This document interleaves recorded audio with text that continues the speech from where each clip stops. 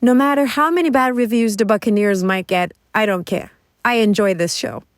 It is true that the writing appears to be out of a Wattpad story sometimes, and I am a little tired of love triangles, but side characters make the show a success and turn it into a great experience.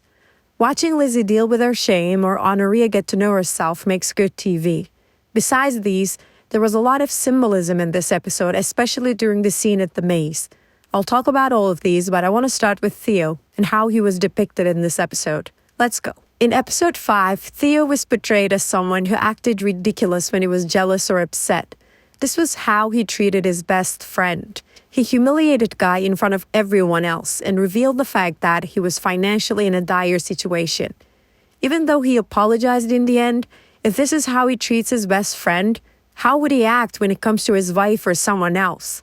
Then he appears traditional and even sexist with all that women should be in the kitchen bullshit. But it's obvious to me that the writers are making Theo the bad guy so that when Nan leaves him, the audience is less angry. Because so far, many people were on Theo's team as he was charismatic and charming. But now it seems to me the series is aiming for the cliche plot of leaving the groom at the altar. Nan will leave Theo, most likely during their wedding day. I mean, the show started on a wedding day when Conchita thought Richard would leave her. It could end on a wedding day when someone actually does leave their partner. We'll see. Moving on to the visual symbols I recognized in this episode. First of all, the Nan and Guy kiss scene happened at a tower, but the kiss scene with Theo happened on the ground. I thought the height difference symbolized the amount of love Nan had for Guy. It also means Guy possibly swept Nan off her feet. In usual representation, when something is put in a higher place, it usually means they are more important or stronger. The fact that there was this contrast between the two kiss scenes was nice in my opinion. Another symbolism I noticed was about Conchita in the maze. At one point, she was faced with two roads. She had to decide which one to choose. The one that she chose led her to Nan, and she was so happy in the end, meaning she made the right choice. This is exactly what happened in her life. She had to choose between living with Richard or continuing her old life. She chose the second option and seems happy for now.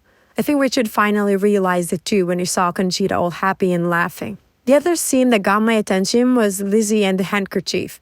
Normally, waving a white flag means you're asking for a truce. So when James found the handkerchief on the ground and Lizzie was looking at him, it meant she was no longer staying calm or letting James run over her. I feel like from this episode onwards, Lizzie will be more brave towards James and may even expose him as the monster he is. By the way, I've seen a lot of people talking about the chemistry between Lizzie and Guy, but I don't really see it. I just think Guy is an easy person to talk to, so Lizzie felt she could open up to him at that moment. There was nothing more. If I have to be honest, I saw more chemistry between Lizzie and Ginny when they were on the river. I'm kidding, I know they have been best friends for years. Finally, the Mabel and Honoria storyline made me angry a little bit, but I get it. It was too good to be true. Mabel literally came back to England for Honoria, but now it's too much pretending. It was Honoria's first time having sex, but Mabel tanked it. I get her point about the difficulty of pretending to be another person or hiding your real identity, but this was not the time to discuss it. Actually, I'm 100% sure Honoria knows everything Mabel's talking about. She's living in the same way. I think it's time to be more mature. That's all I can say about episode 5. I enjoyed it a lot. Hope the quality never drops.